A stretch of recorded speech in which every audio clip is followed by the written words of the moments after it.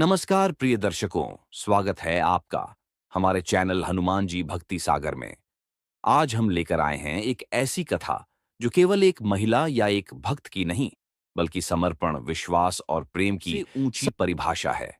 शास्त्रों में कहा गया है कि जो कथा अधूरी छोड़ी जाए, वह पुण्य को घटाती है और शांति को हर लेती है। इसीलिए निवेदन है कि इस कथा को अंत तक अवश्य सुने। कथा का राजस्थान की भूमि पर एक राजकुमारी जन्मी। नाम था मीरा। बचपन से ही उसके हृदय में श्री कृष्ण के प्रति अद्भुत प्रेम था। वह गुड़ियों से खेलती नहीं थी, बल्कि अपने छोटे से कृष्ण की मूर्ति को संवारती थी। समय बीतता गया और मीरा विवाह के बंधन में बंध गई। परंतु विवाह के बाद भी उनका हृदय केवल कृष्ण के लिए ही धड़कता रहा। वह राजमहल की रानी थीं, पर साधारण ग्वालिन की तरह और भजन में खो जाती। महल के लोग कहते, मीरा पगली हो गई है। पर मीरा मुस्कुराती और कहती, यदि कृष्ण के प्रेम में पागल होना पागलपन है, तो मुझे यह पागलपन जीवन भर मंजूर है। समाज का विरोध। मीरा के इस आत्मिक प्रेम को समाज स्वीकार नहीं कर पाया।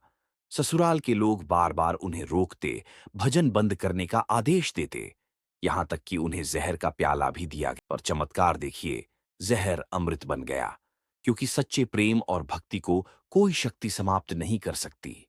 अंतिम इच्छा समय आया जब मीरा का जीवन अंत की ओर बढ़ रहा था। उन्होंने कहा, मैं तब तक इस देह को नहीं छोड़ूंगी जब तक मेरा प्रियतम स्वयं मुझे लेने ना आए। वह द्वारका पहुंची। जगन्नाथ मंदिर में श्री कृष्ण की मूर्ति के सामने खड़ी हो गईं। वहां भजन मेरे गाने तो गिरधर गोपाल दूसरो न कोई। गाते गाते उनका शरीर कांपने लगा, आंखों से अश्रु बहने लगे। अचानक मंदिर का द्वार बंद हो गया और जब सुबह खोला गया तो देखा मीरा वहां नहीं थी। लोगों ने देखा कि मीरा की देह मूर्ति में विलीन हो चुकी थी। उनका अस्तित्व श्री कृष्ण की प्रतिमा में समा गया। यह कोई मृत्यु नहीं थी, यह आत्मिक मिलन था। प्रिय दर्शकों, मीरा की यह कथा हमें बताती है कि सच्चा प्रेम केवल पाने का नाम नहीं है। सच्चा प्रेम समर्पण है, त्याग है, और वह शक्ति है जो विष को भी अमृत बना सकती है।